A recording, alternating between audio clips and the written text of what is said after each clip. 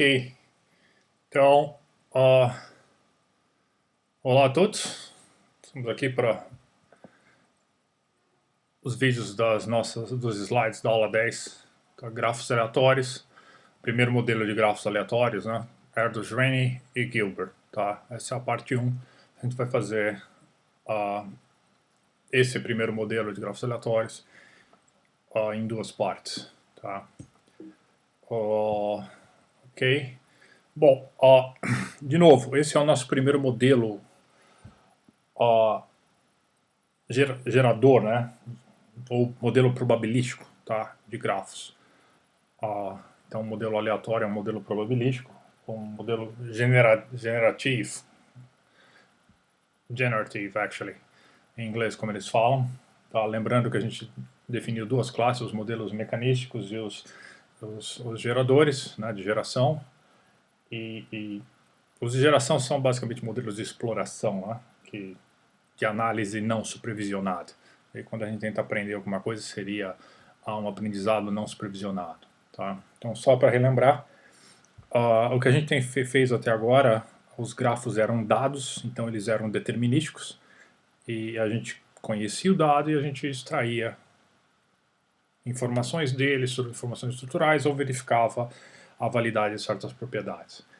E isso certamente é muito interessante, a gente viu que dá para fazer muita coisa útil, só que em algumas circunstâncias a gente não tem o grafo completamente especificado, tá? Ou às vezes a fração é muito pequena, e às vezes simplesmente a gente quer realmente modelar um processo, tá? Aleatório, algo que a gente não tem conhecimento de como acontece deterministicamente, a gente tem apenas uma coleção de chances, ou seja, uma distribuições de probabilidade. Tá? Então agora que a gente vai passar nesse pedaço do curso é fazer isso, que nós vamos estudar modelos aleatórios de grafos, tá? Grafos que são gerados a partir de um modelo aleatório, por isso que o modelo é de geração. Inicialmente, mesmo os nossos grafos sendo probabilísticos, tá? Nós vamos trabalhar com modelos estáticos, ou seja, a gente vai fixar o número de vértices a priori e os grafos vão ter lá a coleção das arestas. As arestas que vão ocorrer com uma certa, mediante uma distribuição de probabilidade. Elas vão estar presentes ou não, mediante uma distribuição de probabilidade. Tá? E o grafo não vai se modificar ao longo do tempo, uma vez que ele é dado. Tá? Detalhe, o grafo agora ele não é mais um objeto, ele na verdade é uma distribuição de probabilidade sobre grafos. Tá? A gente vai falar um pouquinho mais a respeito disso daqui a pouco com mais detalhes. Tá? Então o nosso principal interesse, na verdade, vai ser o estudo de evolução de propriedades monótonas, à medida que a probabilidade de P aumenta em direção a 1. Tá? Ou seja, a gente vai estudar quando a probabilidade vai de 0 até 1, como se fosse um dial. Tá? E a gente vai ver quais propriedades passam a valer nesse grafo à medida que essa propriedade vai aumentando. Tá? Esse é o estudo que a gente vai querer fazer. Tá? Isso vai ficar mais claro também daqui a pouco. Ok? Então, vamos começar com um experimento aleatório simples. Tá? Então imagina que a gente tem lá um n maior ou igual a 1 inteiro, e a gente tem p, que pode ser uma função, tá? P de n, e ela pertence ao intervalo 0, 1, intervalo contínuo 0, 1. Tá? Então, isso aqui pode ser uma função ou pode ser um valor, uma constante, tanto faz. Tá? E aí considera o processo descrito abaixo da seguinte forma. A entrada, esse é um algoritmo, a gente recebe n e o p. Tá? E a gente vai ter um grafo inicial G, VE, como os vértices de V vão ser... o grafo G vai ter n vértices, os vértices vão ser numerados de 1 até n, tá? Sem perda de generalidade. E inicialmente o conjunto de arestas vai ser vazio. E aí para cada possível aresta que a gente tem no conjunto de todos os pares não ordenados de vértices, né? E para cada uma, independente das demais, a gente vai jogar uma moeda com um viés P. Ou seja, uma moeda que ela é cara com probabilidade P e coroa com probabilidade 1 menos P. Tá? A moeda costuma ser honesta se o P for igual a meio, ou seja, cada cara tem a mesma chance de ocorrer do que coroa. Mas a gente está assumindo uma moeda aqui não necessariamente honesta, então uma moeda enviesada. Então, se o resultado do lançamento para aquela aresta E, da moeda para aquela aresta E, for cara, a gente adiciona aquela aresta Ezinho ao conjunto de arestas Ezão. Tá? Se não, a gente simplesmente não adiciona. E vai para a próxima, ou seja, a gente repita isso até que toda possível aresta do grafo, com N vértices, tenha sido considerada exatamente uma vez. Tá? Ao final, a gente devolve o grafo resultante. Tá? Então, esse é um algoritmo que gera um grafo específico aleatório, tá? Com N vértices baseado nessa probabilidade P. E, bom, aqui a gente tem só a título de ilustração, um código em Python que implementa exatamente o algoritmo que a gente descreveu no slide anterior. Tá? Então a gente recebe lá N, o número de vértices, P, tá? Pode ser uma função ou uma constante, tá? A gente recebe, no caso aqui ela vem como formato de função, a gente está supondo isso, e o S aqui, um valor booleano, true, para dizer que a gente vai simplesmente inicializar a semente do gerador de números pseudo-aleatórios. E aí aqui tem os dois laços varrendo todas as possíveis arestas, joga a moeda, se der cara, a probabilidade de cara é o P de N, se der cara a gente insere a moeda numa lista de arestas do grafo, senão a gente não insere e vai para a próxima. E no final a gente devolve o grafo. E a gente está representando aqui nesse código Python o grafo como uma lista das possíveis arestas que ele tem. Só que os vértices a gente sabe quais são. Tá? E nesse código, como é normal, os vértices são de 0 a n-1. Mas é a mesma coisa que a gente escreveu. Tá? Então, bom, o grafo que a gente acabou que é devolvido pelo algoritmo que a gente acabou de criar, ele é bem definido, tá? E a gente pode operar como ele, como a gente fez em qualquer outro. Ou seja, toda vez que a gente chama aquele algoritmo, o algoritmo devolve para a gente um grafo, tá? Obviamente, o processo que produz G, então, ou seja, no algoritmo ele é estocástico. Significa que se a gente ficar chamando aquele algoritmo com o mesmo número de vértices n e com a mesma função de probabilidade p, bom, os grafos que a gente vai obter, eles com alta, assim, com uma boa chance, eles vão ser diferentes, tá? Essa boa chance ela é alta, dependendo dos parâmetros n e p, obviamente, tá? Então, a menos que o valor de p de probabilidade seja 0 ou 1, tá? Quanto maior for o número de vértices que a gente tem, menor é a chance da gente obter dois grafos iguais ou até mesmo isomorfos, chamando o algoritmo, tá, duas vezes seguidas, certo? Claro, lá supondo que a gente está inicializando a semente do número do semente gerador de números pseudo-aleatórios a cada vez. Tá? Senão, o processo obviamente não fica aleatório. Mas isso na implementação em Python, tá? O algoritmo é probabilístico natureza. Então, o nosso estudo agora, tá? Isso é o que a gente vai chamar de o grafo devolvido por esse processo que a gente chama de um modelo de Gilbert, tá? E Gilbert foi quem desenvolveu esse modelo primeiro, a gente vai ficar claro daqui a pouco por quê. Tá, a gente tem uma pequena mudança de foco, tá? A gente está interessado em estudar agora o processo em si, e não um grafo que é devolvido por uma chamada ao algoritmo. Tá? Então a gente não quer especificamente, chama o algoritmo, pega um grafo e estuda as propriedades daquele grafo. Tá? Claramente a gente pode fazer isso ou seja, chama o algoritmo, recebe um grafo G e aplica todos os métodos que a gente viu nas aulas até aqui sobre aquele grafo concreto que o algoritmo devolveu. Tá? Então, mas não é isso que a gente quer fazer agora. Tá? O que a gente quer fazer agora é estudar o que seria um grafo típico devolvido pelo algoritmo, tá? Sem que a gente tenha que instanciá-lo. Ou seja, a gente tem um objeto, que a gente sabe como esse objeto ele é formado, tá?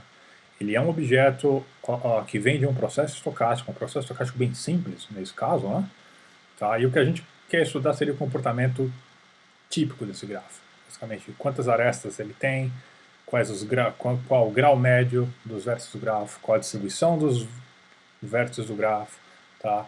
Se ele é conexo, se ele não é conexo, ele é uma floresta ou ele tem ciclos, tá? Tem cliques dentro dele, coisas desse tipo de propriedades dessa natureza. E obviamente isso vai depender da probabilidade que a gente usar o valor de P tá? Para gerar assim, que é fornecido como parâmetro nesse grafo, né? Para gerar esse grafo. Então a gente não vai gerar, mas a gente quer estudar o que seria o comportamento de um objeto típico gerado. Então, obviamente, a gente tem que usar técnicas de probabilidade para lidar com esse processo estocástico. Ok? Dois extremos óbvios, né?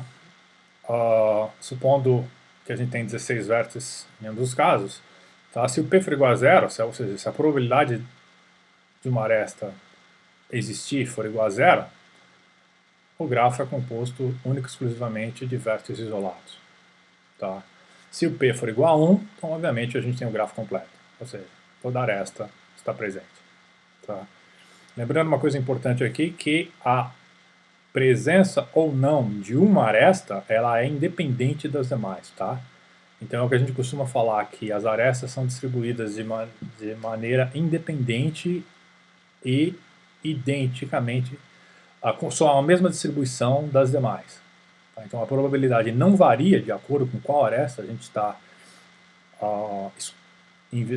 investigando naquele momento, digamos assim. A probabilidade é a mesma para toda aresta existir ou não. É o mesmo valor P, só que elas são exatamente independentes, ou seja, a chance dessa aresta existir aqui é P e é independente da chance dessa aresta aqui existir, que também é P. Tá? E aí seriam os dois possíveis casos, que são, os dois extremos são obviamente determinísticos, né? Não tem aleatoriedade envolvida quando P é igual a zero ou quando P é igual a 1. Tá? Então esses são os casos bobos, digamos assim, ou menos interessantes. Tá? Um caso meio termo, tá? Essa figura aqui eu tirei do livro do Barabasi. Tá? Quando a gente tem n igual a 12 vértices aqui nos três primeiros grafos, e a probabilidade de P é 1 sobre 6, tá? 1/6. A gente pode ver aqui três grafos completamente diferentes. Tá? Mesmo número de vértices, mesma probabilidade, três grafos diferentes. Tá? Observe que inclusive o último grafo aqui ele tem menos arestas que os demais. Tá? Então com a mesma probabilidade o número de arestas pode inclusive ser diferente. Tá? O quão diferente, a gente vai medir isso daqui a pouco. Tá? Você observa que esse último aqui, ele tem 1, 2, 3, 4, esse último tem 8 arestas, enquanto esse outro aqui do meio, por exemplo, tem 10 arestas. Tá? Isso, acho que é isso mesmo. E aqui também. Não sei porque eles têm essas bolinhas nesse verso aqui, mas não interessa. E aqui embaixo a gente tem um outro exemplo ainda, com 100 vértices, tá? E a probabilidade de P é igual a 0,03. Tá? E aqui embaixo os vértices isolados foram representados, ou seja, aqueles vértices de grau zero foram representados aqui na base desse desenho. Tá? Então, novamente, o número de arestas pode ser diferente, com a mesma probabilidade. O número de vértices isolados pode ser diferente, tá? E a estrutura do grafo ela pode ficar bem diferente. Então, o que a gente quer é modelar o comportamento típico de um objeto desse, tá? Então, ok. Então, bom, o modelo de Gilbert, tá? É conveniente a gente entender exatamente qual é o espaço de probabilidade subjacente àquele processo, aquele algoritmo probabilístico, aquele processo de geração do grafo que a gente definiu. Tá? Então, imagina que a gente tem aqui uma coleção de n tomada 2 a 2 variáveis aleatórias binárias, tá? E elas são independentes e elas são identicamente distribuídas como uma Bernoulli. Tá? E a gente tem esse conjunto aqui, a gente chamou de E para cada aresta E, para cada possível aresta E, certo?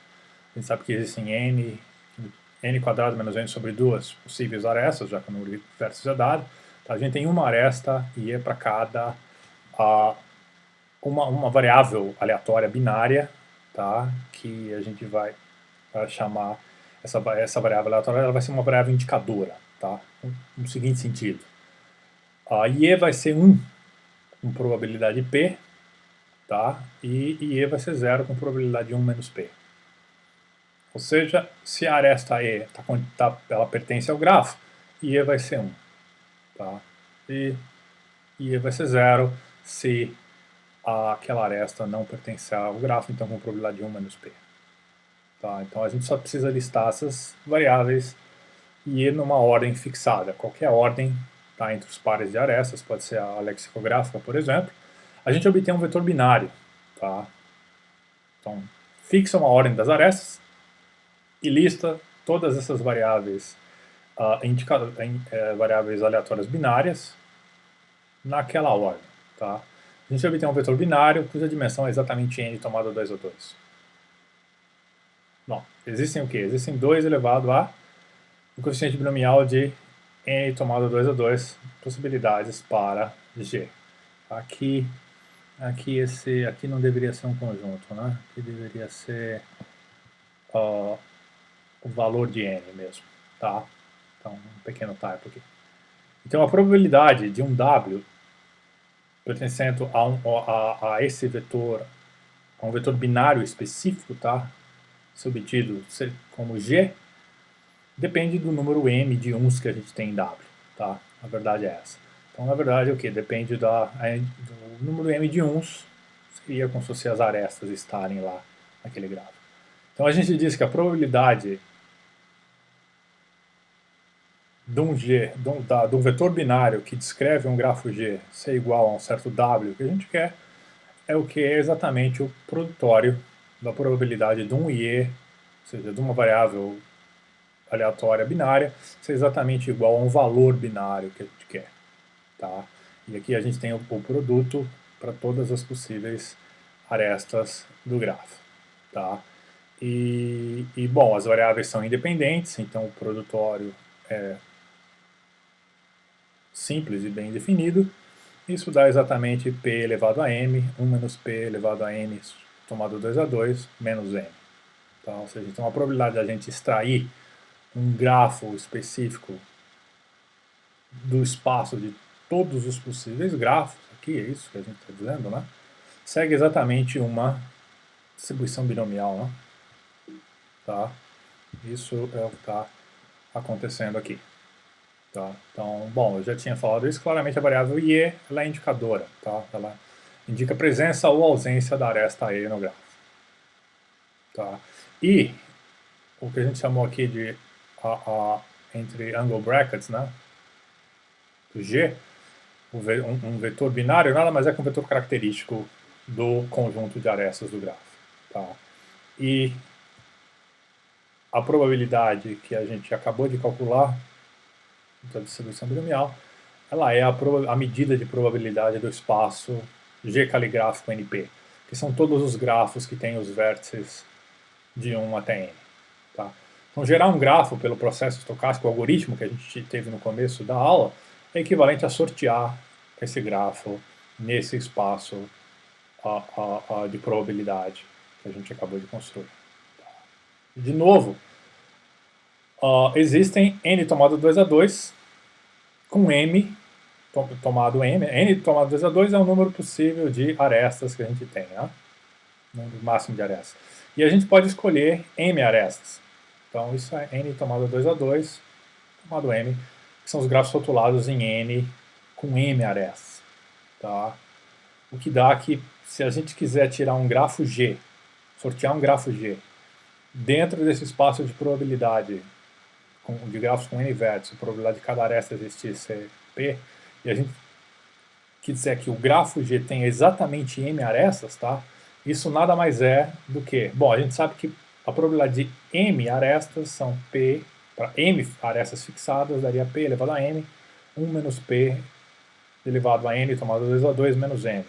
Só que existem n tomado 2 a 2 tomado m a n possíveis formas da gente escolher m arestas. Né? Então, isso é a distribuição que um grafo sorteado nesse espaço de probabilidade tenha exatamente m arestas. Tá? E isso está bem definido e é uma distribuição de probabilidade. Por quê? Porque a gente sabe pelo binômio de Newton a soma dessa relação que está aqui no lado direito para todos os possíveis valores de m dá exatamente 1. Tá? Então, está tudo bem definido, o modelo funciona muito bem. Tá? Bom, aqui nós temos a relação estrela e isso aqui está só simplesmente descrevendo o que eu acabei de falar, né? Observe que a estrela fornece a distribuição dos arestas de um grafo aleatório, G que a gente toma, indica ali gráfico NP é uma binomial. Tá? Ou seja, a gente tem lá a binomial com os parâmetros n tomado 2 a 2, que é o número de possíveis arestas, e p, que é a chance de cada aresta existir. Tá? E isso, obviamente, é exatamente o que a gente já esperava. Por quê? Porque cada aresta ela é distribuída de forma idêntica e independente, como Bernoulli, né? Uma Bernoulli com parâmetro p. Tá? Um ponto interessante aqui que eu já mencionei com vocês, mas vale a pena reforçar, é que, bom, o G, um grafo G que é distribuído nesse conjunto caligráfico GNP, observe que ele não é exatamente um grafo, né? Mas ele é um evento, tá? Em um espaço de probabilidade, como a gente acabou de mostrar. Tá? Então isso aqui, esse GNP aqui, isso aqui é um espaço de probabilidade, tá? E quando a gente está tirando o grafo ali de dentro, tá? Então esse grafo ele é um evento. Tá? De qualquer forma, é conveniente a gente abusar da linguagem e nos referimos simplesmente a G ou GNP como um grafo aleatório, tá? O G agora não caligráfico. Tá? Então a gente fala como se fosse um grafo aleatório, mas no fundo isso aqui é um evento, tá? Ou uma variável aleatória, se a gente quiser escrever dessa forma também pode. E vai ser interessante daqui a pouco. Tá? E como eu já falei para vocês, se a probabilidade P da aresta existir for 0 ou 1, bom, não tem aleatoriedade ali, tá? Então o grafo obviamente é determinístico nos dois casos. Todos os vértices isolados, caso P igual a 0, todos os vértices vizinhos entre si, caso P igual a 1. Tá? Mesmo assim, por simplicidade, a gente considera que esses grafos são probabilísticos. Tá? Da mesma forma, existe uma chance disso acontecer, mesmo que o P seja diferente de 0 e o P seja diferente de 1. Né? Tá? Essa é a parte interessante da história. Também, se o valor de P for maior do que 0, tá? A gente pode obter, via sorteio, pode obter um grafo que não tem aresta nenhuma. Tá? Obviamente a probabilidade disso vai depender do valor do P e ela tende a ser baixa se o valor do P for alto. E vice-versa. Né? Se o valor do P for perto de 1, a gente ainda pode obter um grafo que não tenha aresta alguma, mas a probabilidade vai ser baixa, tá? Ou o contrário. Então, esse modelo GNP, como a gente descreveu, ele foi introduzido por Gilbert em 59, tá? E ele é chamado como modelo binomial por causa de estrela, tá? A gente tem aqui estrela, então a chance da gente sortear um grafo com exatamente m arestas é dada por uma distribuição binomial, tá? Vamos aproveitar então, e não tem nada melhor para a gente entender o que esse modelo está fazendo do que começar a operar com ele. Tá? E vamos operar com valores simples. Tá? Vamos focar em propriedades simples a princípio. Tá? O mais simples que a gente tem, vamos calcular o número de arestas, tá? Que a gente pode esperar num grafo aleatório desse. Tá? Então imagina que M vai denotar o número de arestas agora de um grafo aleatório. Tá? Se o grafo é aleatório, obviamente M vai ser uma variável aleatória. Tá? É isso que a gente tem aqui. Nesse modelo GNP, o modelo de Gilbert, o número de arestas do grafo é uma variável aleatória. E então faz sentido a gente falar o quê? Faz sentido a gente falar no valor médio ou esperado de M, tá? O valor médio ou esperado no número de arestas. Então a gente sabe o quê? A gente sabe que o número de arestas é distribuído de acordo com uma binomial com parâmetros n tomado 2 a 2, P. Tá?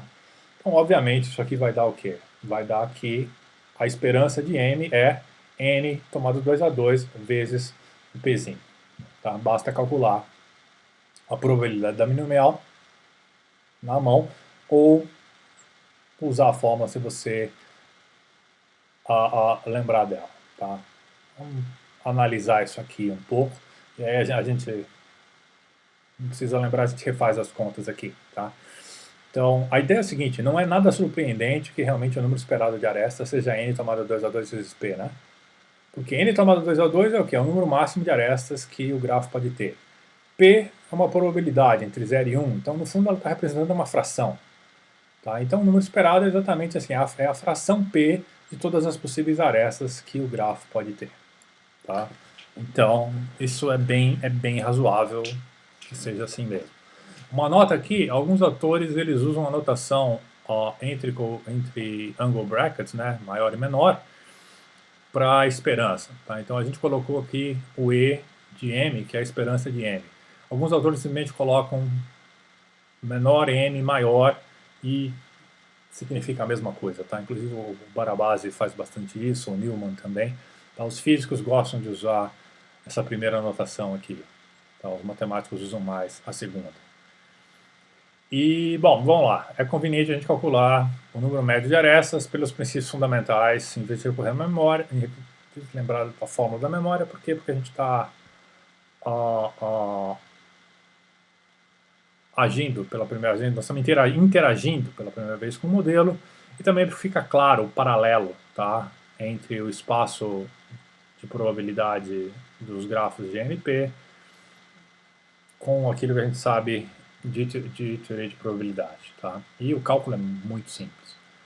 Você imagina que para cada possível aresta E, de n tomado 2 a 2, a gente define de novo uma variável indicadora I de E, que é 1 se E está no grafo, e 0 em caso contrário. Tá? Então, o que é M no fundo? M é a soma para todas essas variáveis indicadoras, de todas elas. Tá? E então, quando a gente toma a esperança de M, é a mesma coisa de tomar a esperança da soma de todos esses, da soma de todas essas variáveis indicadoras. E a gente sabe que a esperança é linear, né? Linearidade da esperança, tá? Um grande resultado, simples de provar, que é um dos resultados mais úteis que a gente tem em teoria de probabilidade, dos mais básicos e mais úteis, tá? Então, a esperança da soma é a soma das esperanças, né? Sempre. Então isso aqui é a soma de I de E. Tá? Ponto é, quanto é a esperança de uma variável indicadora I de E para uma aresta E? Bom, a definição é simples. É 1 vezes a probabilidade da aresta existir, que é P, mais 0 vezes a probabilidade da aresta não estar lá, que é 1 menos P. Isso aqui dá exatamente P, né? Então a gente tem que isso aqui é a soma de P. E bom, em quantas arestas a gente está somando aqui? Exatamente N tomada 2 a 2, né? Então isso aqui dá N tomada 2 a 2P, exatamente como a gente tinha visto ali, logo ali atrás. Tá? Então, a gente fez essa conta para mostrar o quê? Mostrar uma técnica. Tá? A técnica de utilizar o quê? Variáveis indicadoras. Tá? A gente tem uma variável aleatória, M, a gente decompõe ela em variáveis aleatórias mais simples, por exemplo, variáveis aleatórias indicadoras, tá? E calcula a esperança de M usando a esperança das variáveis aleatórias indicadoras, tá? Apoiado na linearidade da esperança. E isso é um tema recorrente. A gente faz isso direto o tempo todo. Por quê? Porque as contas ficam muito mais simples. Tá? Existem outras formas, às vezes, de calcular isso aqui também. Tá? Às vezes até um pouco mais direto. Só que isso aqui é um gabarito, é um template para cálculos mais complicados. Eles tornam-se bem mais simples. Parece overkill, parece muito nessa história aqui, né? Tá, mas isso aqui é uma ideia para a gente ver exatamente como funciona passo a passo, porque o uso de linearidade da esperança é extremamente importante você dominar. Tá? Muitas vezes é a diferença entre você conseguir mostrar um resultado ou não, porque um cálculo direto pode ser muito complicado e usando a linearidade da esperança as coisas ficam muito mais simples. Bom, a gente pode, como M é uma variável aleatória, tá, o número de arestas M é uma variável aleatória, a gente já sabe que a esperança dela é N tomada 2 a 2 vezes P, a gente pode também calcular a variância dela. Tá? E a gente sabe lá, M é de novo, é uma binomial, né? Então a gente sabe que a variância de M é o que? É N tomada 2 a 2, P vezes 1 menos P. Tá? Mais uma vez, a gente pode calcular isso direto, tá? E é útil para a gente relembrar. O que a gente sabe? A gente já calculou a esperança do I de E, né? De uma variável indicadora I de E. Bom, vamos calcular a esperança agora de I de E ao quadrado. Tá? Isso aqui dá o quê? Isso aqui dá exatamente 1 ao quadrado vezes p, mais 0 ao quadrado vezes 1 menos p, que vai dar p, né? Então, a esperança de I de E ao quadrado é p, que é a mesma esperança, nesse caso, de I de E. Tá? Logo, o que dá a variância do I de E? Tá? Qual que é a variância da variável indicadora I de E? A gente sabe que é a esperança do I de E ao quadrado menos a esperança do I de E elevado ao quadrado, né? Então isso aqui vai dar P menos P ao quadrado, que é a mesma coisa que P1 menos P, né? Tá? Então, isso aqui basicamente o que a gente está querendo dizer é que a vari de E aqui, por definição, não está funcionando muito bem.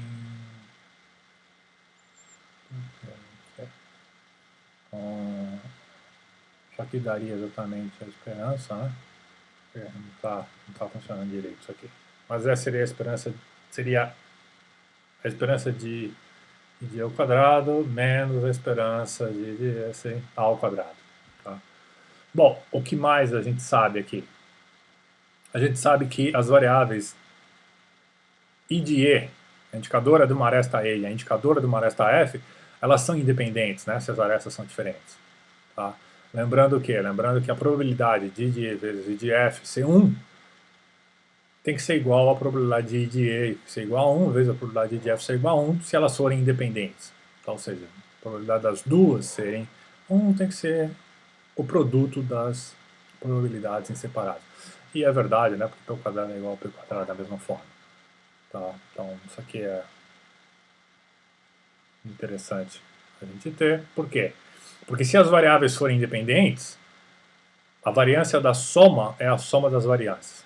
Tá? Se elas não forem independentes, a gente tem que usar a covariância junto, né? Mas se elas forem independentes, então a variância da soma é a soma das variâncias. E é exatamente o que a gente está usando aqui para calcular a variância de M. A variância de M é a variância da soma das variáveis indicadoras. Que nesse caso, como elas são independentes, é igual à soma das variâncias das variáveis indicadoras. Tá? E essa soma a gente sabe que tem exatamente n tomado 2 a 2 elementos sendo somados.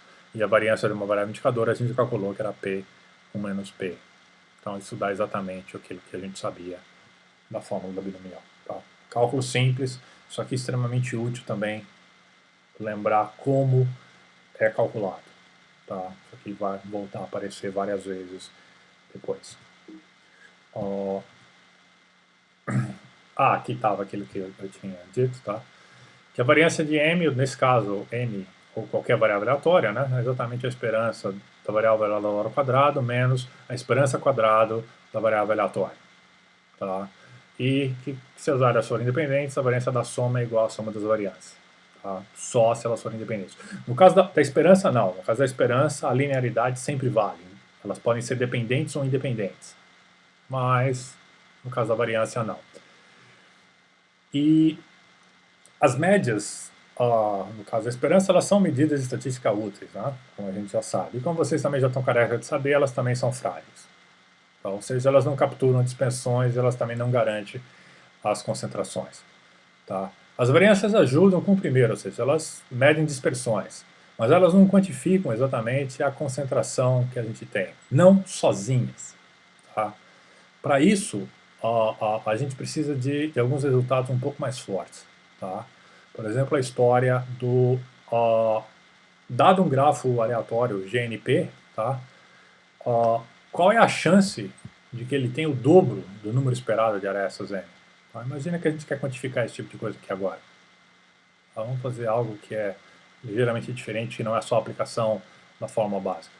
Tá? Qual é a probabilidade, então, de um grafo aleatório GNP ter o dobro do número esperado de arestas? Tá? A gente sabe qual é o número esperado de arestas. A gente sabe até quanto vale a variância desse gráfico.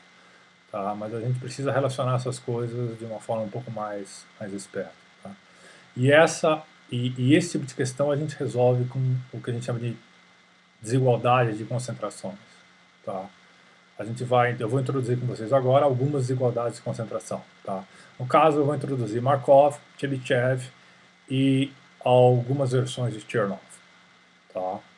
E, bom, Aqui eu escrevi uma nota, tá? Realmente, assim, essa questão baseada aqui no número de arestas, ela não é muito interessante, tá? Mas, de novo, ela é um exemplo prototípico, tá? Eu vou introduzir com vocês essas desigualdades de concentração e a gente vai ver como elas são usadas nesse exemplo simplório. Por quê? Porque é extremamente fácil de calcular, é extremamente fácil de entender. Depois a gente vai usar essas desigualdades de concentração com propriedades propriedades mais elaboradas, onde a gente vai ter um pouquinho mais de trabalho para fazer as contas. Mas se a gente entender como elas funcionam nesse ambiente simples aqui, a gente vai ter uma boa ideia de como aplicar elas num ambiente um pouco mais complicado, ok? Então, tá.